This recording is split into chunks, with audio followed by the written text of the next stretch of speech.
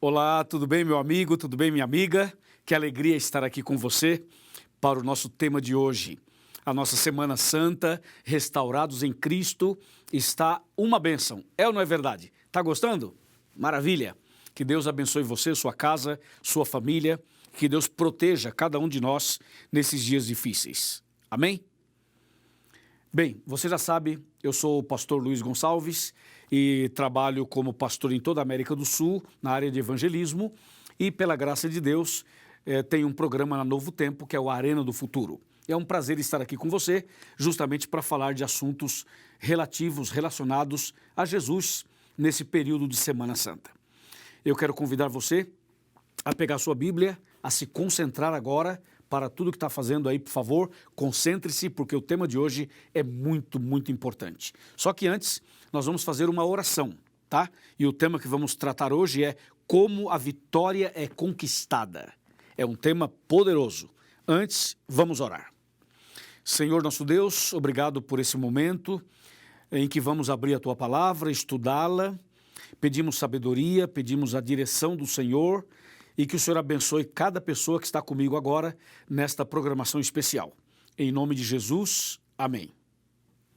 Amém. Bom, você já sabe que o tema de hoje é um tema interessantíssimo, como a vitória é conquistada. Bom, você já viu que só pelo tema, pelo título de hoje, você já percebeu que tem tudo a ver com a nossa vida, com o nosso dia a dia. Mas eu não estou aqui para pregar sobre nós, estou aqui para pregar sobre Jesus. Afinal, estamos numa semana especial e para falar desse assunto, eu convido você a pegar sua Bíblia, abri-la comigo no Evangelho de São Mateus, no capítulo 26, dos versos 36 a 38. Depois eu vou citar mais alguns, mas por enquanto é esse daqui. Diz assim: em seguida, foi Jesus com eles a um lugar chamado Getsêmani e disse aos seus discípulos: assentai-vos aqui enquanto eu vou ali orar. E levando consigo a Pedro e aos 2 filhos de Zebedeu, começou a entristecer-se e a angustiar-se. Então lhes disse: a minha alma está profundamente triste até a morte. Ficai aqui e vigiai comigo. Vamos agora ler o verso 42. Disse: tornando a retirar-se, orou de novo, dizendo: meu pai, se não é possível passar de mim este cálice, sem que eu beba, faça-se a tua vontade. Verso 43. E voltando, achou-os outra vez dormindo, porque os seus olhos estavam pesados. Uau, que texto, hein? Que texto, que história. É uma história comovente, emocionante, impressionante. Essa é uma parte da história de Jesus. Você sabe que Jesus veio a esse mundo com um objetivo muito claro. O objetivo de Jesus, ao vir aqui, era morrer na cruz. Por que morrer na cruz? Porque era a única maneira de salvar a humanidade do pecado. A Bíblia diz em Romanos 6, 23, lembra desse texto? Fala assim: o salário do pecado é a morte, mas o dom gratuito de Deus é a vida eterna em Jesus Cristo. Então, quando o pecado entrou nesse mundo, o pecado trouxe coisas horríveis, terríveis. Primeiro, nos separou de Deus. Depois, trouxe consequências para a nossa vida e para todo o planeta. Hoje o planeta está todo contaminado, poluído, né? A natureza, os animais, tudo que Deus criou, de alguma maneira foi afetado pelo pecado. Mas na vida humana, o pecado foi muito cruel. Além de nos separar de Deus, trouxe dor, lágrimas, doenças, problemas familiares, problemas conjugais, problemas de vícios, problemas e problemas e problemas. É ou não é? Por exemplo, os hospitais estão lotados, as clínicas estão lotadas, as clínicas de psiquiatria estão todas lotadas.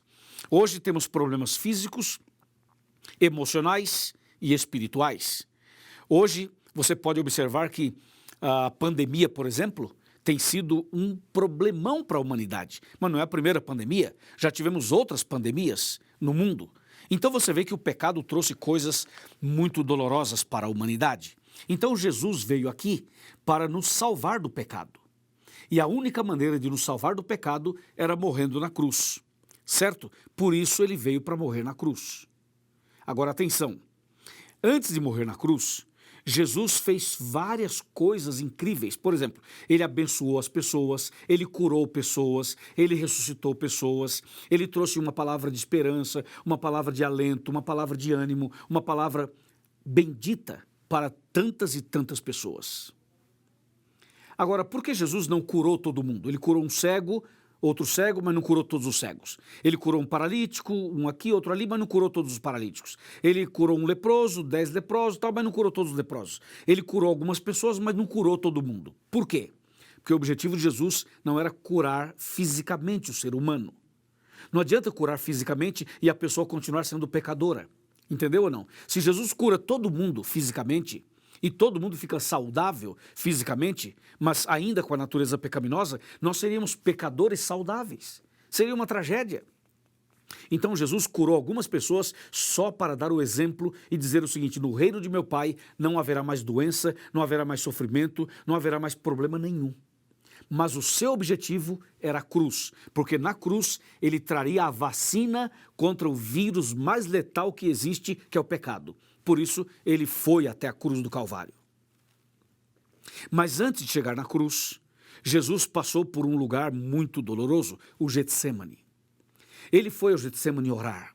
A Bíblia diz que Jesus falou assim: a minha alma está profundamente triste.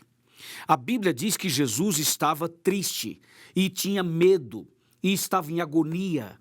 Jesus passou por esses sentimentos todos porque Jesus, no Getsêmani, era um momento crucial do seu ministério, era um momento crucial de todo o plano da salvação, era o momento mais importante para mim e para você também.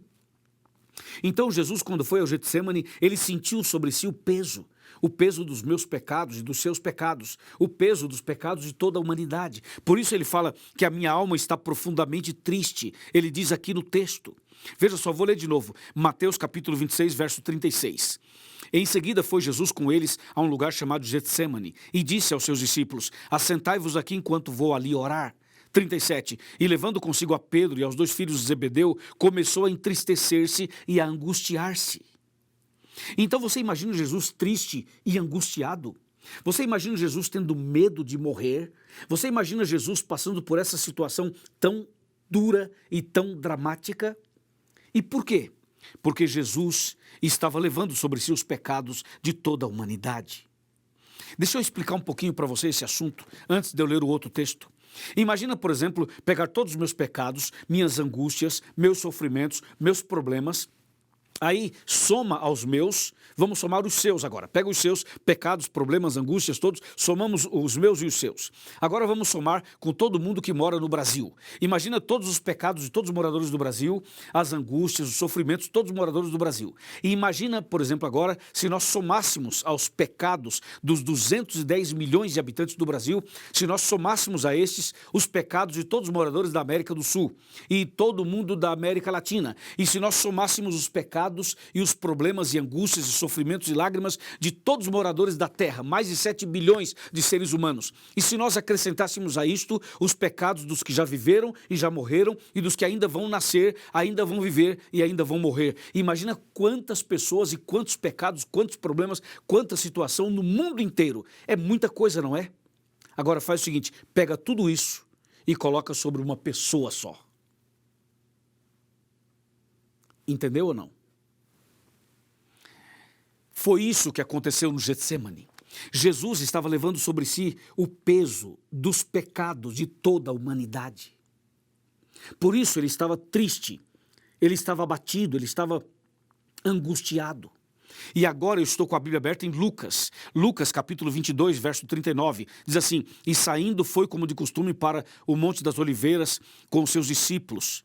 E o verso 40 fala assim: e chegando a um lugar escolhido, Jesus lhe disse: orai para que não entreis em tentação. Verso 41, ele por sua vez se afastou cerca de um tiro de pedra e de joelhos orava. Verso 42, dizendo: Pai, se queres passa de mim este cálice, contudo não se faça a minha vontade sim a tua. 43, então lhe apareceu um anjo do céu que o confortava. 44, e estando em agonia orava mais intensamente, e aconteceu que o seu suor tornou-se como gotas de sangue caindo sobre a terra.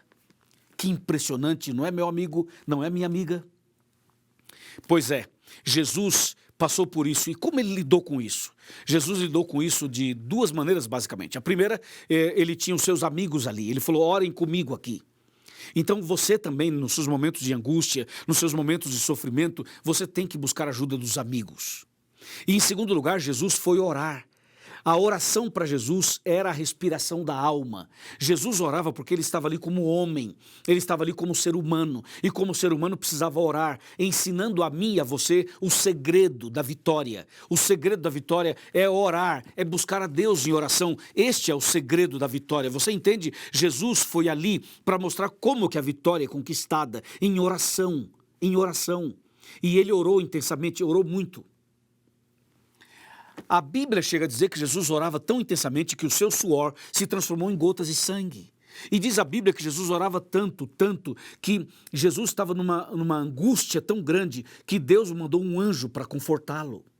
Sabe, nos seus momentos de angústia, nas suas lutas pessoais, naquelas madrugadas da vida, quando você não consegue dormir, quando o sono não vem, quando os problemas assaltam os seus pensamentos, quando os problemas invadem o seu coração, quando você se sente incapaz, impotente, quando você sente que o peso é demasiado, é muito grande, a depressão é muito forte, eu vou te dizer uma coisa, busque a ajuda dos amigos, busque a ajuda de profissionais, claro, mas não esqueça, a oração. A oração é o segredo, porque quando você ora a Deus, quando você vai a Deus em oração, Deus não só te abençoa, Deus não só te alivia, como Deus te direciona ao profissional certo, à pessoa certa, ao lugar certo. Deu para você entender? A oração é o segredo. Jesus foi ao Getsêmani orar. Amém? E a oração de Jesus não foi aquela oração irresponsável como alguns fazem hoje. Jesus não chegou assim e falou, meu Deus, ou o Senhor me abençoa, ou eu não quero mais saber desse negócio, ou o Senhor me abençoa, ou eu não vou mais para a cruz, ou o Senhor me abençoa, ou o Senhor não é mais meu Pai. Jesus não fez uma oração rebelde, uma oração irresponsável. Jesus orou da seguinte maneira, meu Deus, se for possível, se for da tua vontade, passa de mim este cálice. Ou seja, Senhor, se houver um jeito de salvar a humanidade sem que eu morra, faça isso. Mas não faça a minha vontade, sim a tua. Eu queria que você agora prestasse atenção nessa parte final da mensagem. Quando Jesus orou dizendo, meu Deus, se for possível, passa de mim esse cálice. Naquela hora o mundo parou, o universo parou, o céu parou, os demônios pararam. Porque quando Jesus diz, meu Pai, se for possível, passa de mim esse cálice. Houve um silêncio no céu e na terra, houve um silêncio no universo inteiro, os mundos inteiros, todos os mundos, os planetas, tudo parou. A concentração toda estava no Getsêmani. Quando Jesus disse, meu Deus, se for possível, passa de mim esse cálice. Se Jesus quisesse desistir, ele poderia. Se Jesus quisesse voltar, ele poderia. Ele poderia falar, meu Deus, não quero morrer mais, eu quero voltar para o céu. Deus falaria, filho, volta, está tudo bem. Se Jesus quisesse parar por ali, ele pararia. Só que se Jesus parasse, eu estaria perdido, você também estaria perdido. Você me entende? Então quando Jesus disse, se for possível, passe de mim esse cálice, o diabo olhou e pensou, opa, ele vai desistir. Agora que ele vai desistir. O diabo torcia para Jesus desistir, para que você e eu não fôssemos salvos. Mas o céu inteiro torcia, apoiava, esperava que Jesus continuasse. Mas a decisão era de Jesus. Porque nós temos livre-arbítrio para decidir. Deus mandou um anjo para confortar Jesus, mas deixou que Jesus decidisse. E Jesus, graças a Deus, graças a Jesus, Senhor Jesus, muito obrigado, porque o Senhor não desistiu. Sabe o que Jesus fez? Jesus falou, Senhor Deus, se for possível, passa de mim esse cálice. Mas a oração não parou aí, aleluia, a oração não parou aí, glória a Deus. Jesus disse, meu Deus, se for possível, passa de mim esse cálice. Todavia, não faça a minha vontade, sim a tua vontade. Ó Deus maravilhoso, é ou não é? Amém? Então Jesus disse, meu Deus, seja feita a tua vontade. Quando ele fala, seja feita a tua vontade, Deus diz, meu filho, a minha vontade é que você vá até a cruz para salvar a humanidade. E Jesus foi até a cruz e morreu por você e por mim e nos salvou. Na cruz, Jesus salvou a humanidade. Jesus pagou o meu resgate, pagou o seu resgate. Jesus restaurou você e eu na cruz. A restauração foi garantida na cruz. A salvação foi garantida na cruz. Por isso que a Semana Santa se chama Restaurados em Cristo. Amém? E você sabe que Jesus, ele vai até a cruz e morre por nós. Depois ressuscita, garante a nossa salvação. A sua salvação e a minha está garantida. A gente só precisa aceitar e se entregar e andar conforme a vontade de Deus. Se fizermos isso, seremos salvos. Porque a salvação já está garantida. Porque o preço do resgate já foi pago. Entendeu? Jesus não desistiu de você. Ele poderia ter desistido ali no Getsemane, mas não desistiu. Ele foi até o final. Ele orou no Getsemane, Deus lhe deu força, o anjo de Deus estava ali, Deus confortou Jesus, Deus fortaleceu Jesus, Jesus foi em frente. Sim, esse mesmo Deus está com você, Ele pode fortalecer você, Ele pode abençoar você, Ele pode curar você, Ele pode encher você de graça, encher você de paz, encher você de coragem, encher você de intrepidez. Não desista, não desista. Jesus não desistiu de você, não desista dele, não desista da igreja, não desista da Bíblia, não desista da caminhada, vai em frente, porque Jesus está com você. O mesmo anjo que veio confortar Jesus é o anjo que está do seu lado. É a mão de Deus sobre você para que você não retroceda, não desista. Você pode me falar, mas pastor Luiz, está difícil, eu imagino.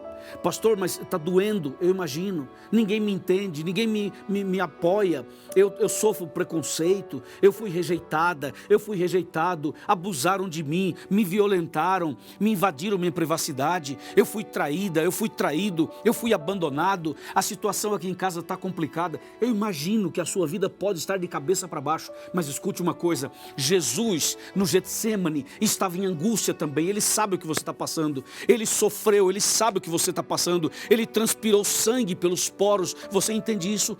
Ele sofreu, ele gemeu, ele gritou, mas diz a Bíblia, ele não reclamou, nenhum momento reclamou, nenhum momento ele abriu a boca para reclamar. E ele não desistiu de você. Ele falou, eu vou até o fim, e ele foi por você. Não desista, vá até o final. O céu é logo ali, a vitória está chegando, a vitória está pertinho. Não desista agora, não desista agora, vá firme, porque Deus é contigo. E se Deus é por nós, quem será contra nós? Me diz. Amém? Amém? É isso. Como que a vitória é conquistada? Na cruz, com perseverança, com oração, com apoio de amigos. Assim a vitória é conquistada. Eu pergunto, você aceita Jesus como Salvador? Você aceita Jesus como Senhor? Você quer entregar sua vida para Ele? Você quer ser uma nova criatura? Quer nascer de novo? Você não acha que Jesus, depois de tudo que Ele fez por você, Ele merece que você entregue a vida para Ele? Assim como Ele entregou a vida para salvar você, você não quer entregar sua vida para Ele? Eu tenho certeza que sim. Você não quer se batizar? Eu creio que sim. Você precisa começar hoje uma vida nova. Você aceita começar uma vida nova? Você aceita nascer de novo? Você aceita o batismo? Você quer entregar sua vida para Ele completamente? Sem reservas? Ah, mas eu não tenho fé. Venha sem fé. Ah, mas eu não conheço muito a Bíblia. Venha assim mesmo. Ah, mas eu tenho medo. Venha com medo. Ah, mas eu estou com depressão. Venha com depressão. Ah, mas eu sou católico. Venha católico. Ah, mas eu sou evangélico. Venha o evangélico. Ah, mas eu sou espírita. Venha o espírita. Ah, mas eu sou ateu. Venha você que é ateu. Ah, mas eu sou uma pessoa que não tenho tempo, sabe? Eu trabalho muito, não tenho tempo. Venha você sem tempo. Jesus está chamando você. Apenas venha, apenas aceite, apenas abra o coração, deixa Cristo entrar na sua vida e Ele vai fazer uma mudança completa na sua vida e vai te dar a vitória e você vai ser uma pessoa vitoriosa, como Jesus foi vitorioso, você também será. Amém? Amém. Meus parabéns. Então eu vou pedir o seguinte, a pessoa que está do seu lado aí, esse irmão da igreja, essa irmã, o pastor, o ancião, o evangelista, a pessoa que está acompanhando você, agora eu quero que você anote o nome da pessoa que está tomando a decisão, que quer nascer de novo, o seu amigo que está entregando a vida a Jesus, anota o nome dessa pessoa, acompanha, ajuda, apoia, e vê se a pessoa precisa fazer um estudo bíblico, faça o estudo com ela, ajude na preparação para que essa pessoa seja batizada o quanto antes. Amém? Muito obrigado. Deus te abençoe. E agora, vamos orar. Curve a sua cabeça, vamos orar. Meu Deus e meu Pai, obrigado porque o Senhor não desistiu de nós. Ajuda-nos também a permanecermos firmes, a não desistir desse caminho. Eu entrego em tuas mãos este homem, esta mulher, este jovem, esta pessoa que decidiu hoje Entrego em tuas mãos este lar, estas pessoas todas, e que a tua graça se manifeste na vida dessa pessoa, hoje e sempre. Em nome de Jesus. Amém.